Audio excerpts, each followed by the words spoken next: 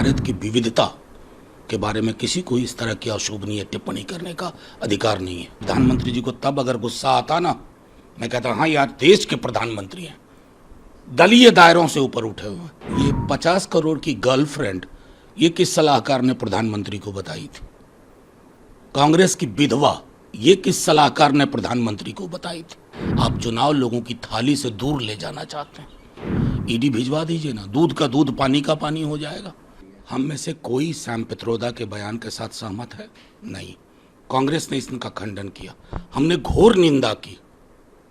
भारत की विविधता के बारे में किसी को इस तरह की अशोभनीय टिप्पणी करने का अधिकार नहीं है। उत्तर, दक्षिण, पूरब, पश्चिम मिला करके भारत नाम की माला बनती है।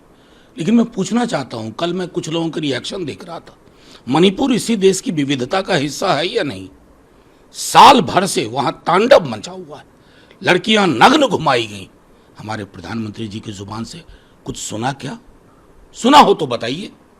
मैं समझता हूं कि एक राग नहीं अलापना चाहिए। आप देश के प्रधानमंत्री हैं, आपके लोग कूद जाते हैं, लेकिन इस पर बोलिए ना कि मणिपुर है या नहीं। क्यों टिप्पणी नहीं हो रही है?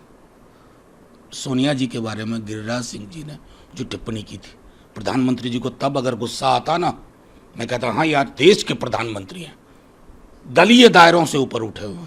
आप तो उठ ही नहीं पा रहे हैं साहब। उन्होंने, प्रधानमंत्री मोदी ने ये भी कहा कि अब देख लो प्रिंस के जो सलाहकार है वो किस तरीके से बयान दे रहे हैं, किसी को चीनी बता रहे हैं तो किसी को काला और गोरे का नहीं, मैं ये 50 करोड़ की गर्लफ्रेंड ये किस सलाहकार ने प्रधानमंत्री को बताई थी?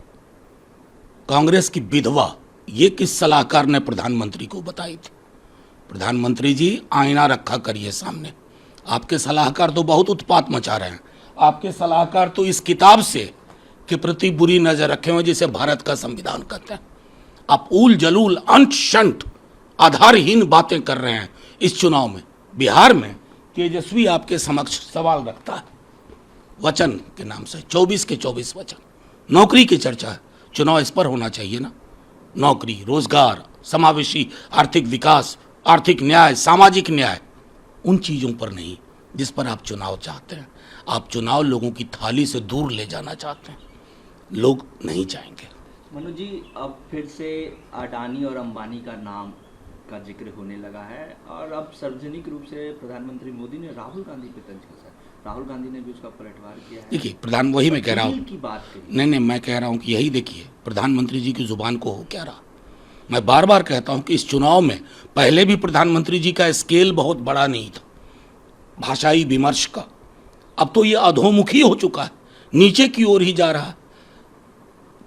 जब राहुल जी अडानी जी का नाम लेते हैं तो क्रोनी पूंजीपति और राजनीति के नेक्सस की बात करते हैं। वो दुनिया में किसी भी देश में वो स्वीकार्य नहीं है जिसको असमान आय वितरण की बात करनी हो, गरीबी उन्मूलन की बात करनी हो। प्रधानमंत्री जी ने कहा काला धन, स्वीकारोक्ति है कि काला धन है उनके पास। उनके पूर्व के मित्रों कह दूं, अगर अब मित्रता छोड़ दी है तो, और अगर आपके पास इतनी बड़ी सूचना है कि टेम्पो में भर के गया, तो देश के प्रधानमंत्री हैं साहब।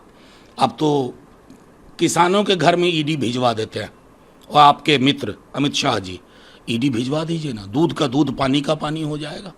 ये चुनावी भाषण से नहीं, गंभीर बात है, भिजवाइए ईडी।